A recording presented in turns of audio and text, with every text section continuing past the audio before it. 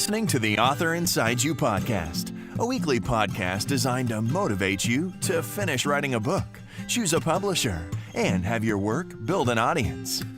Keep listening if you're looking to get propelled into the next chapter of your life. And now, it's the Author Inside You podcast with your host, Leah and Matt Rafferty. Hello and welcome to the Author Inside You podcast. I'm Matt Rafferty. And I'm Leah Rafferty. Joining us today is Denise Bryson, author of In the Footsteps of a Killer. Denise grew up in Detroit and is a big Red Wings fan. When she was young, Denise read supernatural and horror novels, which influenced her writing style. Denise, thanks for joining us today. Hi, thanks for having me, you guys. We appreciate you taking the time to speak with us. Oh, anytime. Well, okay, so I understand where you get the horror sense from because you like to read the horror books. But was it difficult trying to figure out writing a horror book? It wasn't very difficult for me because a lot of my ideas for my books come from my dreams, believe it or not. And my mom was a big horror fan, and she and I would sit and watch all kinds of things from Dracula, black and white, till Love at First Bite. Okay. Jim Carrey, you know. Great. That sounds fun. It was. And then how did you get into writing a novel? My very first one, which is not the one that's actually out right now, being published by Artistic Words Publishing, but my very first one was called Dark Reflections. And it started because growing up, I had trouble sleeping. So I would sort of tell myself a horror bedtime story until I dozed off. Well, I would do that. I just wouldn't have to do it every night, but the nights that I did have to do it, I would pick up wherever I left off. Eventually, I started just going to sleep, and the dream just kept coming to me, picking up wherever it left off. Wow. Well, that's interesting. interesting. It was weird. And one night, I went to sleep, and then the dream came, and the next thing I saw was a black field with white lines moving like movie credits. Oh. And I woke up and I thought, I probably should be writing this down. Yeah.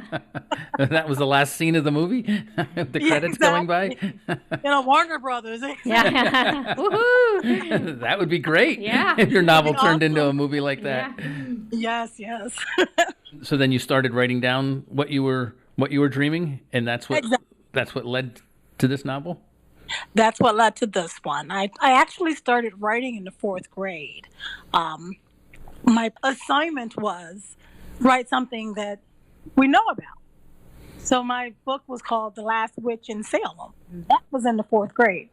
So I was kind of you liked it right away. 4th grade. Even in 4th grade you were. You weren't scared by all this. No, I was a creepy kid. I'm still scared when I read. My friends were afraid of me. Oh, yeah. I'm still scared to read anything about the Salem witch trials. Oh, my goodness. Those poor people. I know, right? You did your assignment, and you knew right away that this is what you like. And you're watching movies with your mom, which had to be a nice bonding experience. Oh, it's great.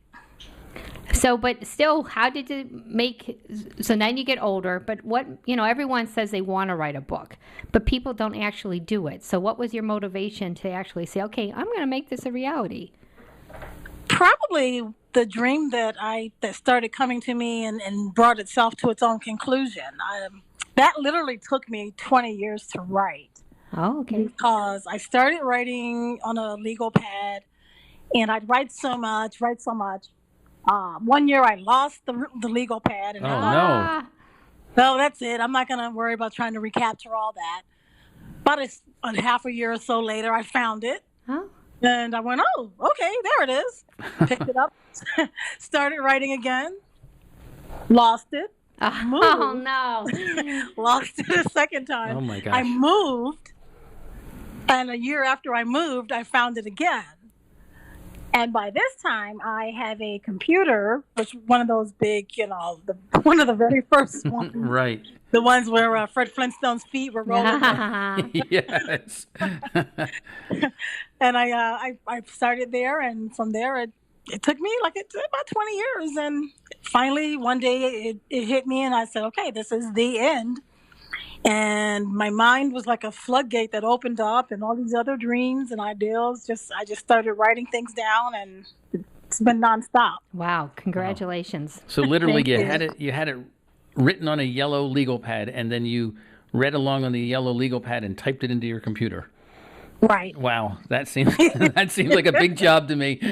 Oh, it was. It was. Wow. And, So congratulations for doing thank that. Well, it gets even worse. I fly for a living, and I brought a brother's typewriter, Sure. thinking I'm gonna. Oh, okay. It's portable. Oh my gosh. Don't hit anyone in the head.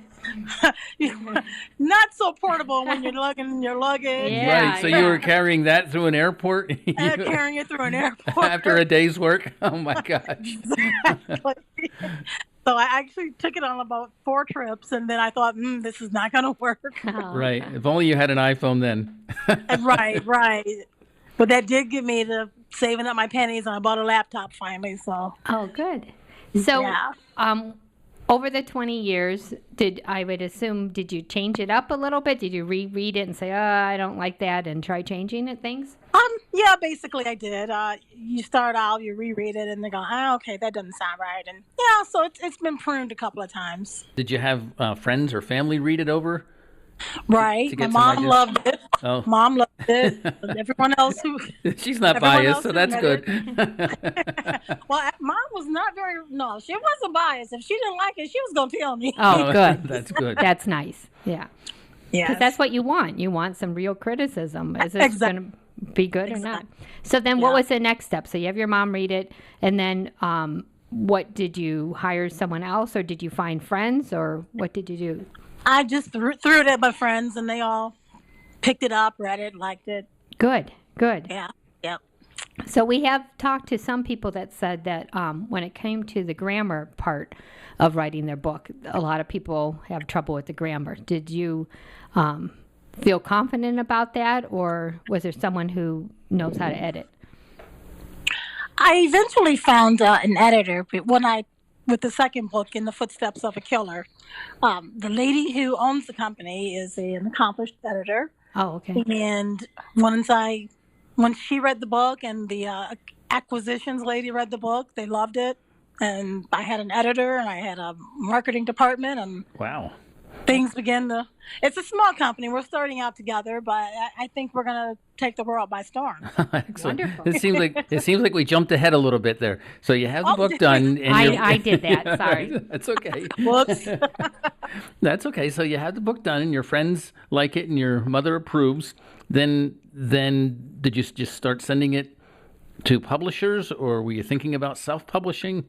What was the next? What were the next At steps? that point, I was trying to find a publisher. You have to go through the query letter process. Sure. Of how to find a publisher, see what they want you to send them, and then you send it to them. So that one went through a couple of people, and then I finally decided to self-publish it. Then at the time, there was a website called Predators and Editors, Oh, okay. and it told you good people, bad people, good places to go, bad places to go. Oh, okay. Great. So it was very helpful. And did you find the process with online easy to work with? Yeah, it was very easy. So what made you change your mind and go to find a publisher? I wanted the Big Bang Theory. Okay. Well, congratulations for Yeah. finding one. Thank you. Thank you. Yes, I wanted to, get it out there in the mainstream, get a bigger following, because I really was still floundering as far as trying to figure out how to get people to want to buy it. Sure. So I figured with a publishing company, they would give me tips, and they did, and we would go from there. And were there many changes from the original book that you had written to what the publishing company is publishing? Not the one that they have, because they don't have the one that I first wrote. They have my second one, Okay. In the Footsteps of a Killer.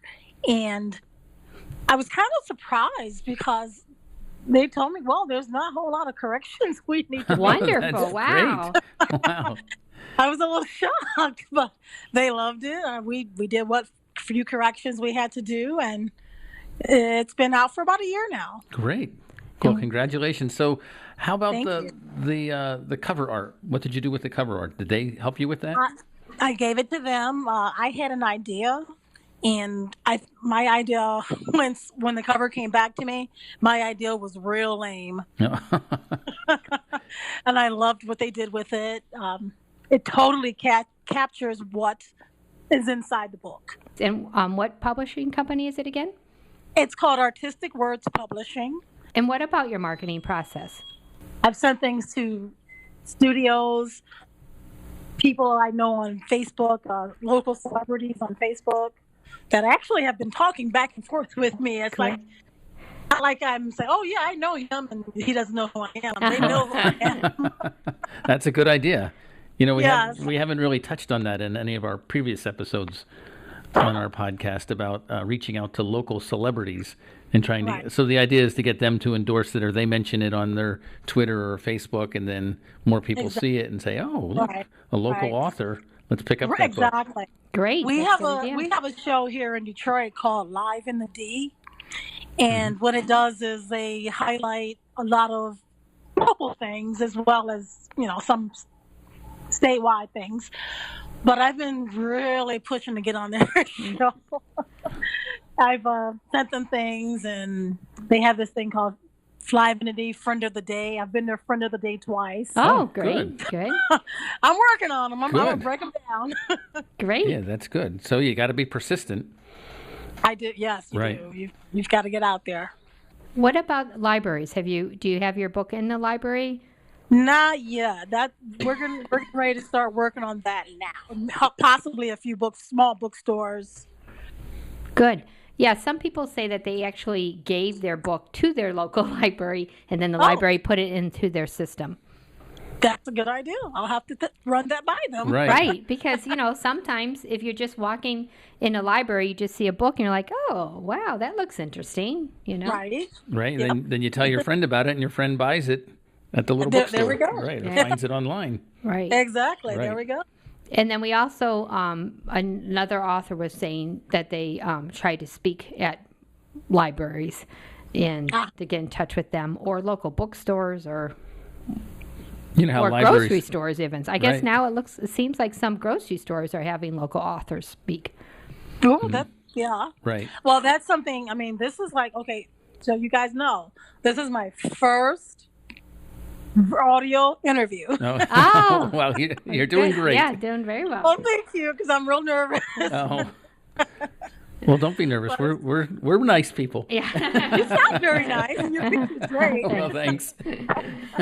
So, Denise, do you have any advice for other authors, people who might be listening who are working on their novel? Never stop writing. Excellent. Never stop writing. I'd find little scraps of pieces of paper on the floor and jot an idea down on it. So, and I actually still have a lot of those little jots of paper in my desk. Oh. In my drawer. And keep Great. looking for them if they get lost, right? Right. And I know where they are. Yeah. I've got a big old briefcase full of book things and ideas and things I've written out and other little short stories I've written. So then, needless to say, you're writing another novel right now. Then, Oh, absolutely. great. And is it connected to In the Footsteps of a Killer, or is it a separate is. story? It is. It's tentatively called, however that word comes out. It's called The Return of a Killer. Oh, okay. And then how would our audience members get in touch with you? I have a website. It's oneblackRose.webstarts.com. I can be reached at that. And it's also has an email address on the website, which Okay. is oneblackRose. And we'll put that in our show notes. Oh, so, great. So our listeners will be able to find that very easily. Great, awesome. You can go to Amazon.com. That's where the book is right now. I'm Great. on Facebook. I'm on Excellent. Twitter by my name, Denise J. Bryson. Okay, so did your publisher put it on Amazon, or did you put it Yes. on Amazon? Oh, okay. My publisher did. Great. So you can look for Artistic Words Publishing, and it'll pop up. I also have a book trailer. It's kind of cool. Oh, okay. Tell us about that. How did you put that together? Well, the acquisitions lady, Audrey Ford, she turned me on to this lady named Kimberly Purdue Sims, and she does book trailers. I gave her an idea what the story was about, told her, who I was, where I was from, and she came up with a very awesome book trailer, and I love it. That's also on my Denise J. Bryson, author Denise J. Bryson page on Facebook. Great. Okay, we'll look for that. Excellent. Because I was going to say, you have to put it, if you have a video, you have to put it on Facebook if you're trying to promote it. Right, yes. I have a YouTube page. Oh, okay. Not that Great. one yet. I have a YouTube page. Great. So you do have things going on. You have a lot going right. on. Yeah. It sounds like a lot going Yeah. on. Writing another novel, promoting Right. this one. I don't think you realize. Yeah. You were kind of like, but no, I don't think you realize how much you have. That's great. Plus picking up pieces of paper off the floor, too. Yeah. Right on. Now, It's kind of hard writing on toilet paper. yeah. Have you found Facebook to be rewarding? It's helpful. It is helpful. I've used their ad campaign program a few times, which has generated quite a lot of replies. I also am part of a lot of book groups, and I do a lot of advertising inside the book groups as well. Wonderful. Well, Denise, thank you very much for all the information you shared with us tonight. In the Footsteps of a Killer sounds like a great book. For a sunny day, anyway, not on a stormy night. I'll tell you this much. My mom read it. And like I said, she's, the horror queen of the world. She was the horror queen of the world. She read my book and she called me upstairs and she goes, I have to tell you this. She says, but I have to ask you a question first. And I go, what's that? She goes, did I do this to you? Oh, that's funny.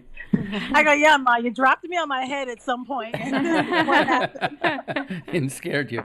It scared me, but she loved it. And she goes, okay, now I know there's a sequel. And at the time, there really wasn't. But I told her, I said, yeah, I'll figure out something. And, and I did. That's great. Very good. All right. Well, thank you so much for taking the time to speak with us today.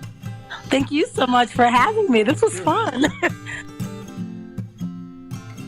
If you have any suggestions for our podcast, please go to theauthorInsideYou.com where you will find our contact information. And until next time. Right on.